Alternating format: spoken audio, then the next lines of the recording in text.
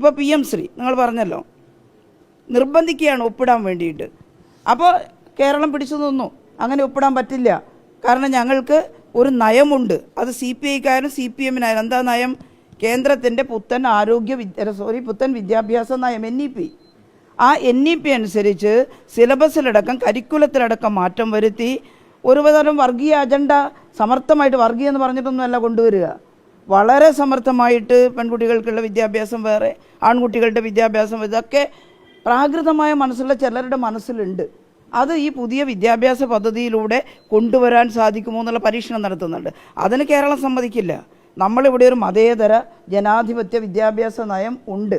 എന്നാൽ അത് പറഞ്ഞ് നമ്മൾ നിൽക്കുമ്പോൾ നമുക്ക് സ്വാഭാവികമായിട്ട് ലഭിച്ചുകൊണ്ടിരിക്കുന്ന പണം SSK, ആരോഗ്യ വിദ്യാഭ്യാസ മേഖലയിൽ കേന്ദ്രം വകയിരുത്തുന്നത് തൃപ്തികരമാണെന്ന് ഞങ്ങൾക്കാർക്കും അഭിപ്രായമില്ല, നിങ്ങൾക്കാർക്കും ഉണ്ടാവും തോന്നുന്നില്ല.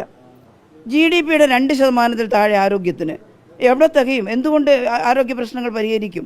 അപ്പോൾ അതിനകത്ത് അവർ ഉൾപ്പെടുത്തിയിട്ടുള്ള ഒന്നാണ് SSK, സർവശിക്ഷാ അഭിയാൻ. ആ സർവശിക്ഷാ അഭിയാന് ലഭ്യമാകുന്ന പണം കിട്ടിയില്ലെങ്കിൽ എന്താകും? ഇപ്പോൾ LP തലത്തിൽ നമ്മൾ ചെറിയ കുട്ടികൾക്ക് വേണ്ട കളിസ്ഥലങ്ങളും മറ്റു ചില സൗകര്യങ്ങളും എല്ലാം ഉണ്ടാക്കിയെടുക്കുന്നത് സർവശിക്ഷാ അഭിയാൻ്റെ കാശ് കൊണ്ടാണ്. സർവശിക്ഷാ അഭിയാൻ്റെ കാശ് തരില്ല PM ശ്രീ പദ്ധതിയിൽ ഒപ്പിട്ടിട്ടില്ലെങ്കിൽ. ചെറുതല്ല, എല്ലാം കൂടി ചേരുമ്പോൾ 1400 കോടിയിലേറെ ഉറപ്പിക്കേണ്ടെന്നാണ് പറഞ്ഞത്. അതാര് തരും? അപ്പോൾ ഒപ്പിട്ടാൽ ചോദ്യം, നിങ്ങൾ NEPക്ക് കീഴടങ്ങുകയല്ലേ? അല്ല.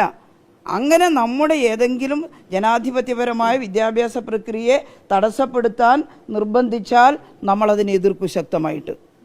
എന്നാൽ ഒപ്പിട്ടത് ഈ പണം തരില്ല എന്ന് പറയുന്നതിൻ്റെ ഭാഗമായിട്ടാണെന്നാണ് ഞാൻ കരുതുന്നത്. പ്രധാനപ്പെട്ട ചോദ്യമുള്ളത്, അങ്ങനെയാണെങ്കിൽ പോലും CPI എന്ന് പറയുന്ന പ്രധാനപ്പെട്ട ഒരു ഘടകകക്ഷിയുമായി കൂടിയാലോചിച്ച് അവരെയും കൂടി കൂട്ടി യോജിപ്പിച്ചുകൊണ്ട് നടത്തേണ്ടതായിരുന്നില്ലേ?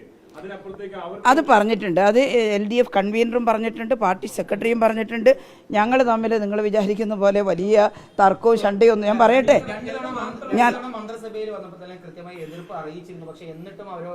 CPI മാത്രമല്ല, എല്ലാവരും എതിർത്തിട്ടുണ്ട് അതിനെ. ഞങ്ങളെല്ലാം എതിർത്തിട്ടുണ്ട്.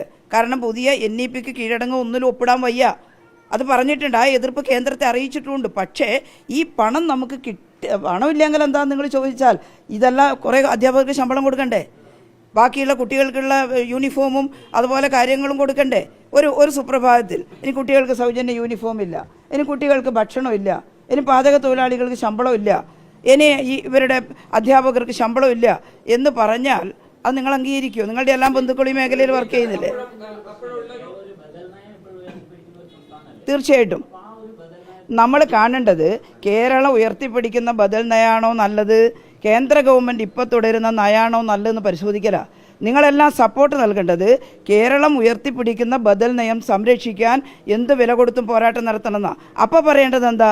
ഈ സംസ്ഥാനത്തിന് അവകാശപ്പെട്ട പണം നിങ്ങൾ തരണം. എന്നാൽ ആ പണത്തിൻ്റെ പേരിൽ നിങ്ങൾ വിൽക്കുന്ന ജനാധിപത്യ വിരുദ്ധമായിട്ടുള്ള തീരുമാനങ്ങളെ പിന്തുണക്കാൻ ഈ സംസ്ഥാനത്തിന് പറ്റില്ല എന്ന് പറയുമ്പോൾ അതിൻ്റെ കൂടെ നിങ്ങളെല്ലാവരും ഉണ്ടാവണം. മെല്ലെ മെല്ലെ മെല്ലെ മെല്ലെ പങ്കെടുത്ത മധുര പാർട്ടി കോൺഗ്രസിലെ ഒരു പ്രധാനപ്പെട്ട പ്രമേയമായിരുന്നു നാഷണൽ എഡ്യൂക്കേഷൻ പോളിസിക്ക് മറവിൽ കാവ്യവൽക്കരണം നടപ്പിലാക്കുന്നു. അതെ അതെ. ഇന്നലെ അതേ വിദ്യാഭ്യാസ മന്ത്രി പറയുന്നു NEPക്ക് എന്താണ് പ്രശ്നം, ഞാൻ എന്റെ മുൻ നിലപാട് മാറ്റിയെന്ന് പറയുന്നു. ടീച്ചർ സംബന്ധിച്ചിടത്തോളം ആ ഒരു ചർച്ചയിൽ കൂടി പങ്കെടുത്ത ആളെന്ന നിലയ്ക്ക് അജണ്ട ഉണ്ടെന്ന് ടീച്ചർ അംഗീകരിക്കുന്നു. NEPയിൽ ഹിഡൻ അജണ്ട ഉണ്ടെന്നുള്ള കാര്യം വിദ്യാഭ്യാസ മന്ത്രി ശൈലജ ടീച്ചറും പാർട്ടിയും എല്ലാവരും അംഗീകരിക്കുന്നതാണ്. അങ്ങനെ തള്ളുവന്നില്ല മന്ത്രി. നിങ്ങൾ എന്തെങ്കിലും ചോദ്യം,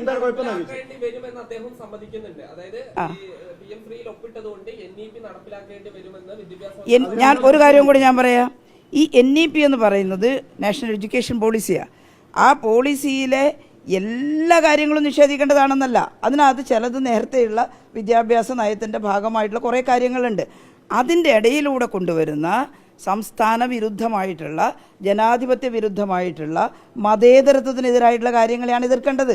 അത്തരം കാര്യങ്ങളെ പ്രത്യേകിച്ച് എതിർക്കാൻ ഞങ്ങൾ തയ്യാറാവും. എന്നുവെച്ച് കേന്ദ്ര വിദ്യാഭ്യാസ നയത്തിലെ ഒരു കാര്യവും അംഗീകരിക്കില്ല എന്നല്ല, അതൊരു സംസ്ഥാനത്തിനും പറയാൻ പറ്റില്ല. എന്നാൽ അതിൻ്റെ മറവിലൂടെ കേന്ദ്ര ഗവൺമെൻറ് കൊണ്ടുവരാൻ ശ്രമിക്കുന്ന ജനാധിപത്യ വിരുദ്ധമായിട്ടുള്ള എല്ലാറ്റിനെയും ഞങ്ങൾ എതിർക്കും. അത് CPIയും CPMും ആ കാര്യത്തിൽ ഒരേ അഭിപ്രായമാണ്.